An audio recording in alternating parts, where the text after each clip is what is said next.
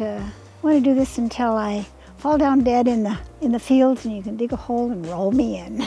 That'll be fine. I want to walk out in the field and pick a leaf of something and put it immediately into my mouth. I want it to be so fresh, it's still screaming when I put it in my mouth.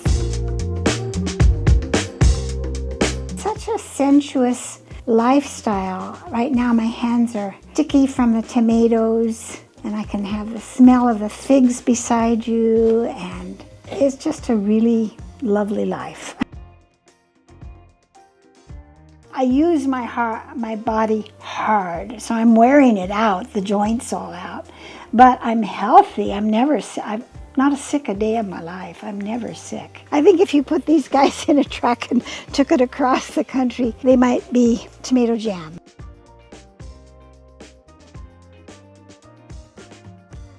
So my name is Mary Alice Johnson, and we're on ALM Farm, which I bought in 1986 after coming to Canada in 1984. And when I got this old farm, it was falling down. The barn was falling down. We've had to rebuild the whole barn. The builder said, you might as well tear it down. And I said, for the same cost. But let me show you over here. It's got some cedar planks. You couldn't buy a cedar plank like that today.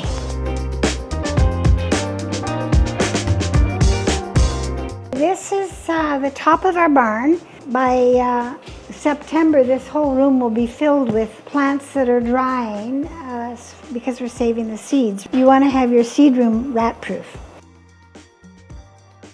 We have this wonderful piece of equipment right here. We call it Sooke. It will suck the chaff off the seeds. The basic principle is that seeds are heavier than everything on the plant around it. So all the lighter chaff will be sucked off, and it'll leave behind the seed.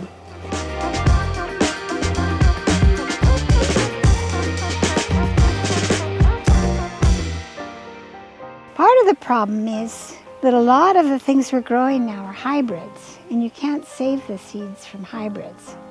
They're sort of, after World War II, the ammunition companies got into fertilizers for agriculture and hybrids.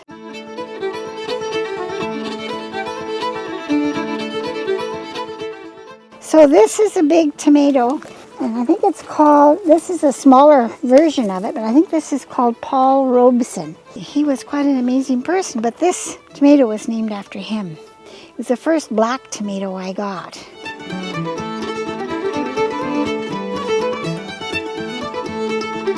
So these kiwi we planted back in probably 1990, 86, 90, and we have about 5 females and 1 male. You need a male for cross-pollination. And as you can see, it's the most vigorous of them all.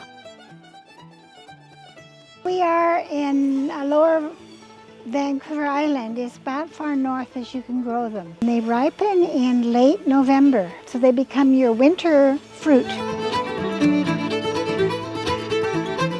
I think what happens is each year I choose one crop to really focus on and get to know better and better and better. Right from the beginning, young people started coming to the farm and asked if they could farm with me. Probably over 200 people have come through this farm in the 40 years I've been farming. Flowers have been a nice part of the farm. So we've got, in front of the farmhouse is all flowers now, and it's really nice. I like eating good food. When I have a plate at dinner time, I hope it has at least 3 different vegetables on it. I don't care if it has meat on it or not. How many people sell stuff and their customers come and say, "Thank you for growing this food for me"? That's pretty nice. So I like feeding my community. I don't need a new car. I don't need a new sofa. I don't need to travel to Europe. I mean, I have such a great life, and I have a great old pickup truck that'll take me anywhere I want to go. I sat in the grass in September and said, I want to do this for the rest of my life, whether it makes money or not. I'd love to see this farm stay on as a farm and continue to be productive and feed the community. I really love that. I'm trying to figure out how to make that happen. So, yeah, it's a good life.